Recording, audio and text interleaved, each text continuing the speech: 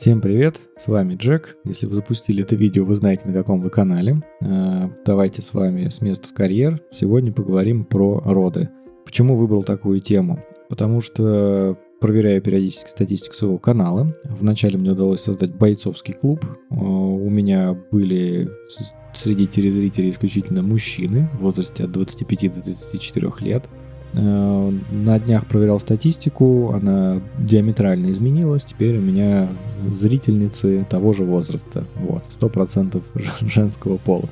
Поэтому сегодня про роды. Мужики, которые ждут ролик про машину, держитесь, он скоро будет, до конца года точно. Постараюсь сделать его информативным, как и этот ролик. Смотрите, сегодня мы немножко погуляем по району Пунта-Пайтия. Достаточно хороший, красивый район. Там очень много собачников, очень много отходов их жизнедеятельности на дороге, что всегда меня расстраивало. Поэтому походите, посмотрите вместе с нами, как выглядят красивые, богатые районы в Панаме. А я вам немножко расскажу про роды. Смотрите, собственно, нас в Панаму тоже привели роды. Мы планировали их с женой провести в любом случае за границей. Мы целились в Испанию, но мы были на этапе ожидания одобрения нашей испанской визы в момент, когда все началось, в 2022 году, в феврале. И 24 февраля, как вы помните, все началось, 28 мы уже были в самолете, и 1 марта мы уже были в Панаме. Попав в Панаму, соответственно, через 2 дня буквально мне пришло уведомление от испанского консульства, что ваша виза готова, идите, получайте, забирайте, в смысле вклеивайте. На что я спросил, могу ли я вклеить ее в панамском посольстве Испании, и мне сказали нет, возвращайтесь в Москву и вклеивайте в Москве. Соответственно, как вы могли заметить, мы не стали этого делать.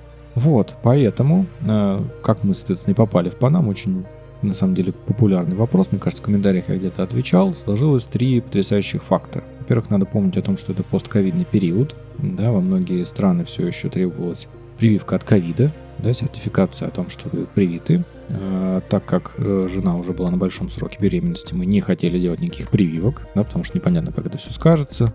Очень сильно, конечно, нас смущал еще тот факт, что очень быстро она вошла в производство, эта прививка. Как вы знаете, обычно клинические испытания проходят достаточно долго, несколько лет, если быть точным. Поэтому то, что она появилась за несколько месяцев, такое, никаких побочных эффектов, о которых, кстати, потом много писали, что они есть самые различные у разных вообще вакцин против ковида и так далее и тому подобное.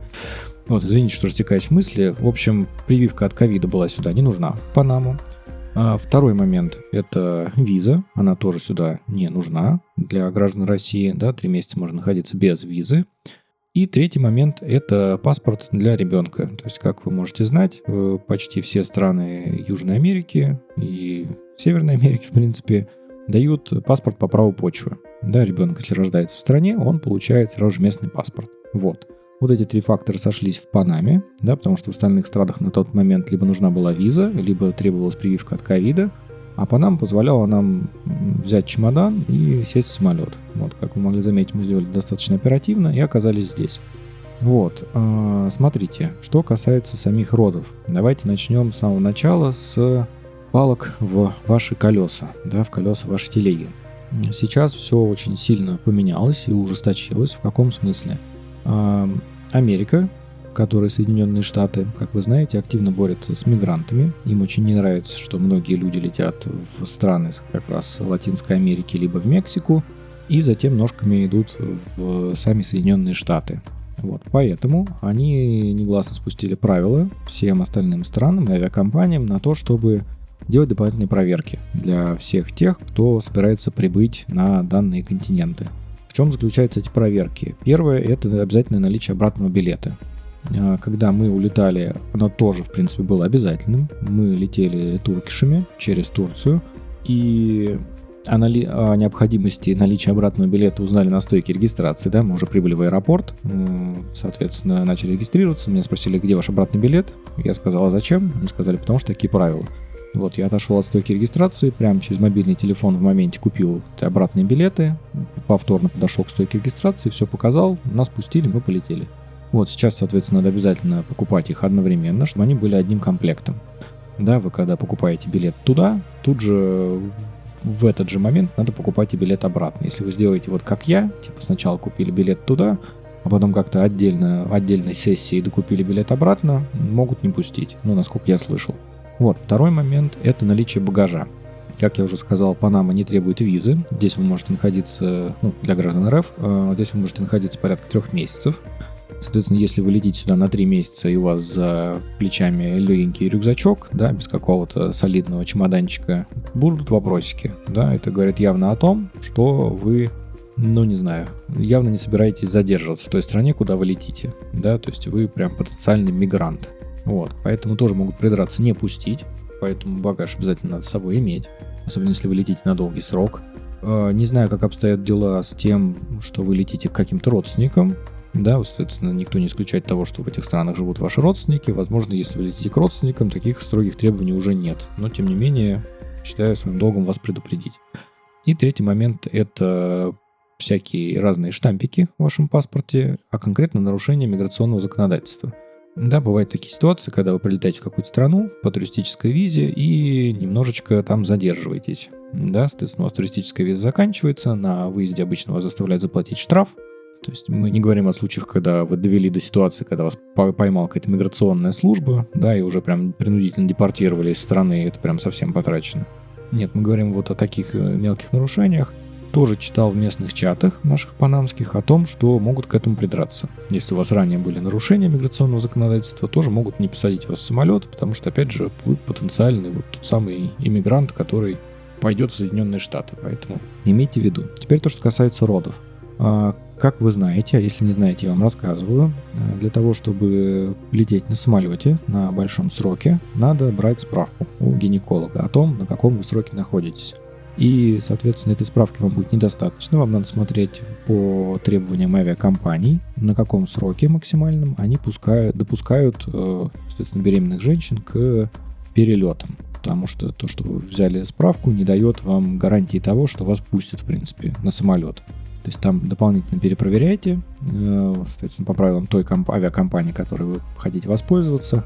Вот, но сама история заключается в чем? В том, что, во-первых, у вас должна быть такая справка. Когда мы летели, у нас ее не потребовали ровно нигде. У нас она была, но ни при посадке в России, ни при посадке в Турции, да, нигде с нас эту справку не спросили. Живот был виден уже, да, срок был достаточно большой, но при этом справку никто не спросил. Вот, сейчас мы читали информацию о том, что справку спрашивают на каждом шагу.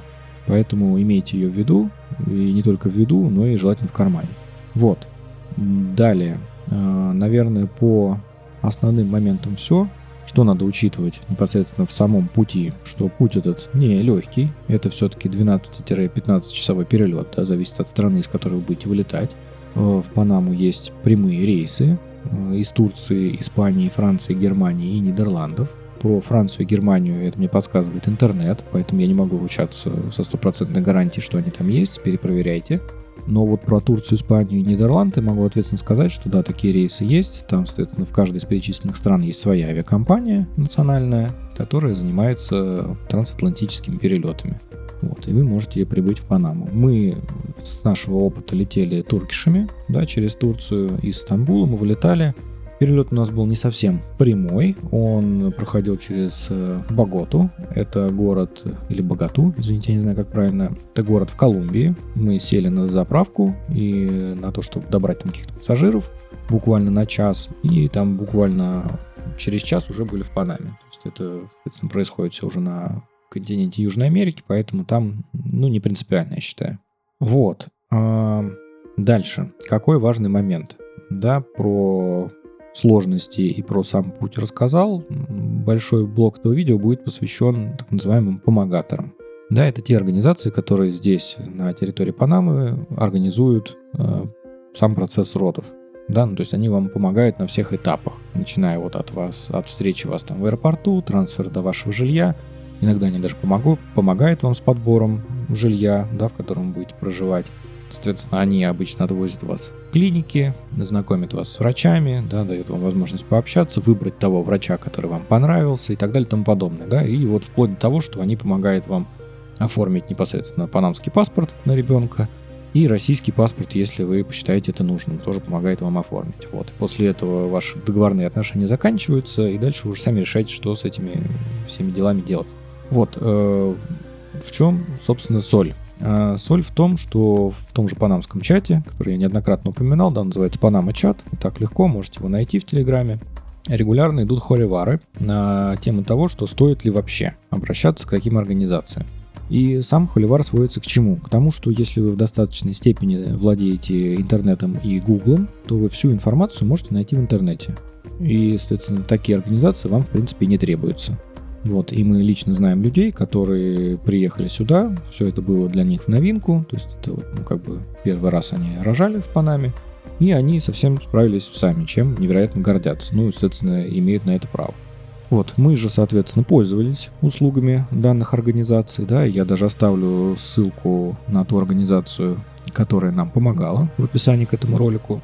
Это ни в коем случае не реклама, они мне не платили, но так как мы остались довольны услугами данной организации, я считаю своим маленьким долгом таким образом им помочь. Хотя в целом, мне кажется, судя по их сайту, им моя помощь вообще не требуется, и они достаточно хорошо развиваются. Вот. Почему хочу достаточно подробно остановиться на теме помогаторов? Потому что в последнее время в том самом чате, который я упомянул ранее, появляются истории от несчастных женщин, которые воспользовались услугами таких контор и остались крайне недовольны. Чем же они остались недовольны? Да, для того, чтобы это понять, надо вообще понять корень проблемы. Корень проблемы заключается в чем? В том, что когда вы приезжаете сюда, да, соответственно, пользуетесь услугами организации, которые существуют давно, да, скажем так, надежный, проверенный. Пройдя весь процесс целиком, вы приходите к такому выводу, что он достаточно простой. Да, когда вы уже знаете все нюансы, когда вы знаете, куда идти и что говорить, в целом, почему бы и самим не заняться такой подработкой, назовем это так. И вот сейчас в Панаме стало появляться достаточно много таких контор, по-другому я их назвать не могу, да, которые организуют те люди, которые сами здесь родили, и теперь они ищут клиентов, которые готовы были бы им заплатить за сопровождение с их стороны. Соответственно, о какой сумме идет речь? Это не касается вот только вот этих организаций, которые недавно появились, да, это касается, наверное, всех организаций, которые, в принципе, помогают с родами в Панаме. Речь идет о сумме порядка $3000. Вот, мы специально недавно зашли на сайт, посмотрели, практически никак она не изменилась. Вот в 2022 году мы отдали такие деньги за сопровождение. Сейчас там, может быть, 300. Вот, то есть не драматичного изменения цены нет. Это средняя стоимость, да, это не самая дешевая, но и не самая дорогая. В принципе, вы можете найти варианты подешевле, там порядка 1500 или 2000, наверное. Еще дешевле вы вряд ли, наверное, найдете. Ну и, соответственно, какие-то там дорогие, там 5-6 тысяч и так далее. То есть, на любой кошелек, скажем так. Вот, но если вы задумываетесь о том, чтобы воспользоваться услугами, держите в голове, наверное, цифру в $3000. Вот, и за эти деньги вот эти люди, которые впервые организуют такой бизнес, они начинают предлагать всякие разные плюшки, да, в кавычках, потому что они не сильно влияют на сам процесс, но тем не менее, вот женщины почему-то на это ведутся. Вот хочу всех своих зрительниц предупредить о том, чтобы они этого не делали. Да, они вам предлагают что? Какую-то корзинку с фруктами в начале, да, этого всего процесса, что вот вы приедете. На кой она вам нужна, не знаю. Фрукты в Панаме достаточно дешевые, вы можете пойти в магазин и корзинку еще и получше себе сами купить. Вот, они пишут о том, что вы получите жилье полностью подготовленное к жизни с младенцем, а вот женщины, которые пользуются этими услугами, потом пишут, что не было ни кроватки, ни пеленального столика, на чем, собственно, подготовка-то и заканчивается, да, и они появились, кроватка в частности, там в последний день ровно перед родами, условно, да, и все это время женщина, которая сюда приехала рожать, она нервничала по этому поводу, да, что вот у нее вот завтра роды, условно, а до сих пор ничего не готово. Вот, оно вам надо, лучше приезжайте и самостоятельно этим всем занимайтесь. Я могу сказать, что та организация, которой пользовались мы, она ничего такого не обещала, никакой кроватки, там, никакого столика пеленального, мы здесь купили люльку сами, но организация, которой мы пользовались, она нам помогла с переноской. То есть там замечательная женщина, она нашла переноску, абсолютно бесплатно нам ее предоставила, потому что когда вы оформляете документы в последующем на ребенка, не стоит забывать о том, что вам надо таскать его везде с собой. То есть при оформлении панамского паспорта вы должны принести его в паспортный стол и сфотографировать на тот самый паспорт вот младенца этого, которому там 1 неделя от роду.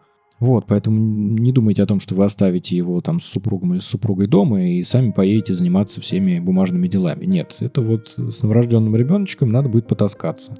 А с учетом того, что все это происходит в другой стране, на испанском языке, если вы не знаете, опять же, языка, это вот все в копилку, плюсики в копилку помогаторов, да, которые обычно знают испанский язык. И, кстати, вот вам еще один шоу-стоппер, как говорил один из моих руководителей. Если организация, которая помогает вам с родами в Панаме, не знает испанского языка, ну такое, я бы на вашем месте задумался. То есть, мне кажется, это прям базовый критерий, потому что на кое они тогда нужны, если они не знают языка? Да, как они помогут вам с вопросами? Google переводчик есть и у вас. Вот. Но самое грустное вот в этих организациях, которые достаточно молодые, да, у которых мало отзывов, да, в их социальных сетях, и они стараются раскрутиться всеми возможными способами, это то, что вот описывала одна женщина, когда она приехала сюда, в Панаму.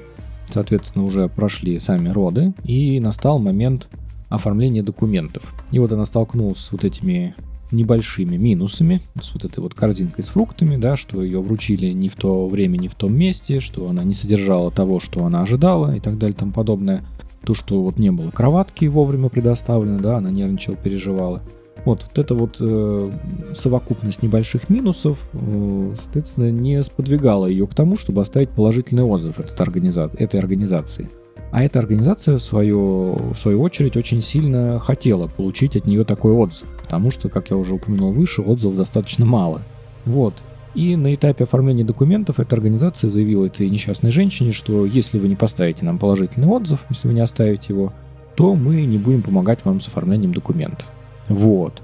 И это, мне кажется, максимально потрачено, конечно. Да, то есть вы, находясь в чужой стране, опять же, без знания языка, ну, я очень сильно сомневаюсь, что вы сможете как-то с этим бороться, потому что с точки зрения панамцев, да, вы можете, конечно, найти адвоката, подать в суд, какой-то иск туда-сюда, но с точки зрения панамцев это будет выглядеть так, что какие-то русскоговорящие иммигранты что-то между собой обсудили, о чем-то договорились, и кто-то кому-то что-то не сделал.